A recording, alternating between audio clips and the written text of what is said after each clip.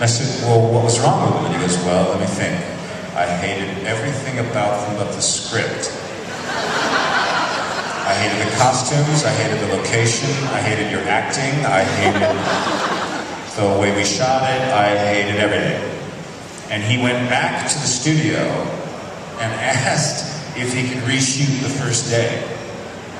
I mean, that was pretty amazing for a first-time director of a film to go to the studio and say, I fucked up the first day, can I reshoot them?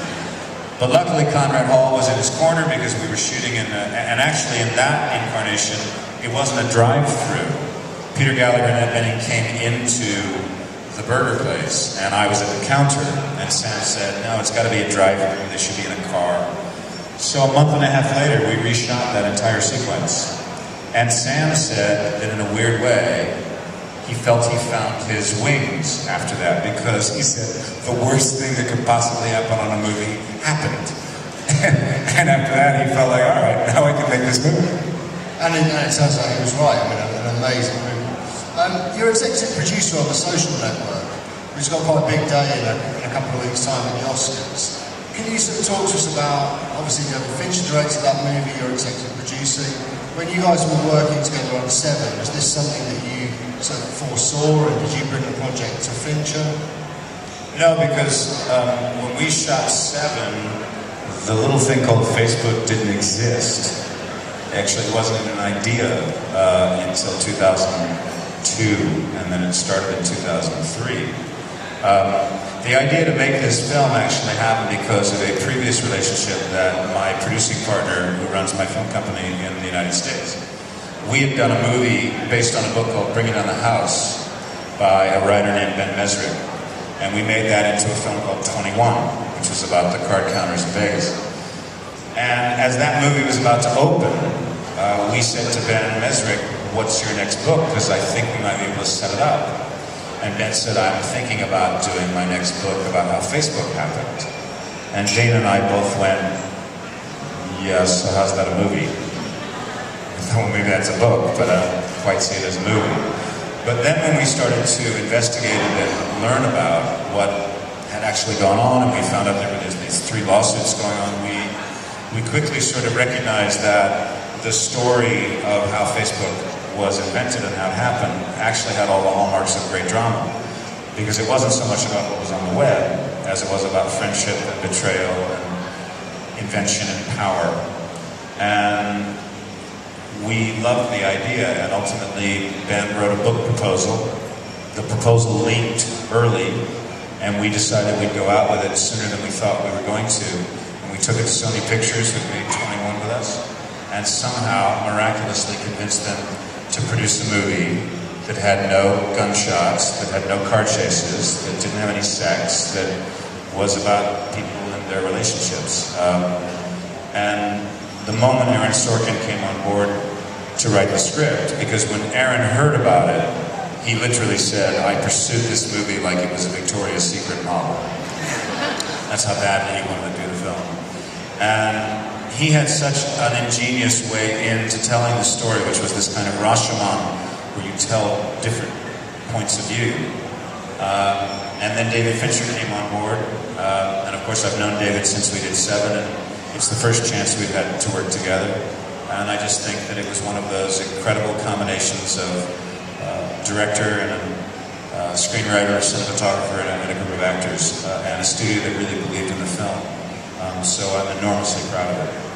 Because Fincher is one of the hot favourites to win Best Director on the 27th. Is he, obviously you've worked with him, he's notoriously, I say that in inverted commas, sort of, not difficult to work with, very demanding, you know, you hear Kubrick levels of takes and stuff. Is that true, or is that just, has he kind of helped perpetuate that myth? Or, you know? No, it is true. It is very true. In fact, I rather enjoy it as David's been getting some accolades for Social Network. He's often been accepting awards saying, without this, I'd just be another asshole with a lot of opinions. David is very meticulous about what he's looking for, and in some cases, when he's particularly working with young actors, he will deliberately do take after take after take after take, just because he's trying to wear them down. just because he doesn't want them to act. He wants them to behave. And sometimes actors will come in and they'll have gestures and things they're working on, and they're working, and he's like, fucking stop that, just say the words. And so he was very, very deliberate about, and I think ultimately what he does is he just tires them out to the point where they're just fucking saying the words, and that's enough. So to take you back to the start of your career, I was just curious that apparently it was you committing a theft that actually gave rise to your career in Hollywood or something. If you could, is that true? Wikipedia tells me it's true, so I'm hoping it is. Yeah, it is. It's true, depending entirely upon your point of view. Here's what happened. I found out that one of my idols, who I happened to have met when I was 13 years old at a workshop, a man named Jack Lemmon, who was a great, great actor. He was going to do a production of Long Day's Journey's Night, Eugene O'Neill's great play, on Broadway, and I just felt like I was the right actor to play the role of his son. So I tried to get an audition. I couldn't get an audition. Months and months and months went by. And I knew that Jonathan Miller was coming to New York to do a series of lectures, and I figured that was the week he was going to start auditions for this play, and I had to meet him. I had to find a way to meet him. So I bought tickets to this event, and I was sitting in the audience, and he was doing this really brilliant lecture on the afterlife of plays, and I was thinking, how am I going to meet him? What am I going to do? There was a very elderly woman sitting next to me. She was about 90-something, very elegantly dressed, and she was asleep. And I looked down, and sticking out of her bag was an invitation to a cocktail reception honoring Dr. Jonathan Miller.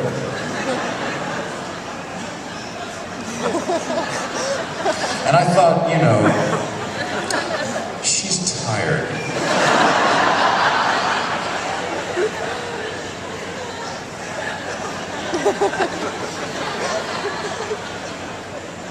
So I borrowed her invitation, and I went to this cocktail reception.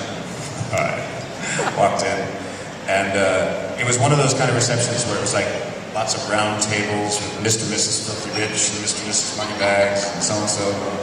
And at the center table was Jonathan Miller sitting with Norman Mailer and Kurt Vonnegut and a group of people. And I was at the bar, like drinking, trying to get up my courage.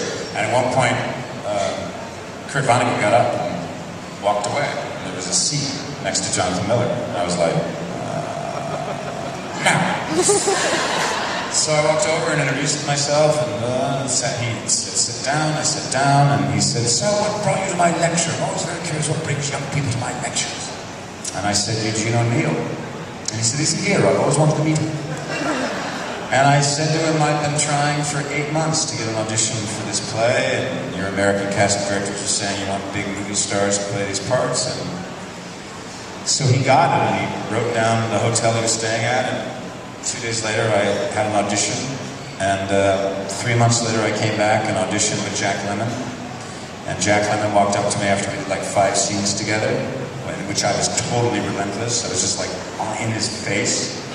And he walked up to me and he said, Jesus Christ, I never thought I'd find the rotten kid but you're in. What the fuck was that? So I got the part.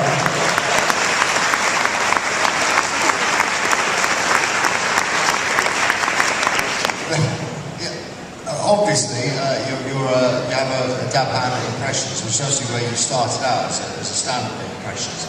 I was wondering, one of your famous impressions is Christopher Walken, who very nearly was Han Solo in Star Wars. I was just wondering if you could give us a taste of how the magic would have happened if he had actually got the part of Han Solo in Star Wars. I'm the captain of the Millennium Falcon. Fast ship.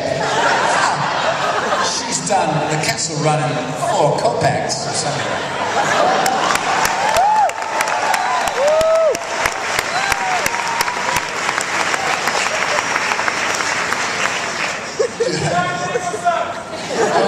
I was going to go with Pacino first. Why don't you just fucking calm down?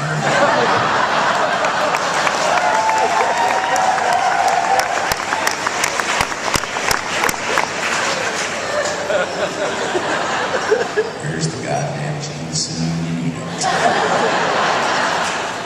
They're giving me one. Watch, I'm gonna bring you one. Awesome. Sour, please, thank you. What did you want? I wanted Al Pacino, you famous dude.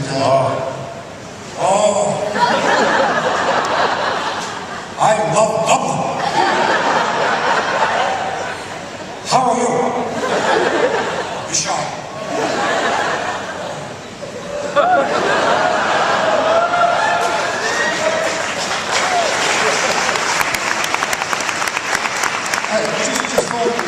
We were talking to Kevin Spacey earlier about a Spacey film called Seven he received, Mr. Morgan Freeman.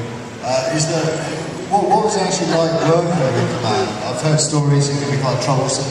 See, this is new. Most people don't know I've been working on a Morgan Freeman impression. You can decide what goes. Now, Morgan Freeman can be talking about almost anything. And if he takes just the right amount of pauses, why it can sound a little like poetry.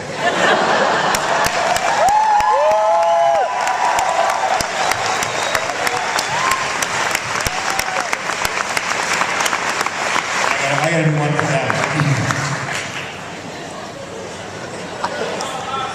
You know I love her. Every time I come here, I love you people so much. I really do.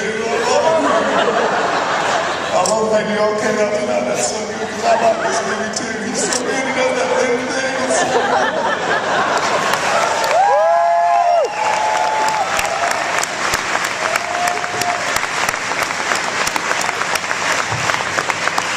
Very lastly, Kevin, we had everyone who came in this evening was asked to ask me a question. The prize being an iPad. I have the winning question here. It's the last question of the evening. The winning question is from Carl Tracy. And it is, if you could meet any other actor in history, who would it be and why?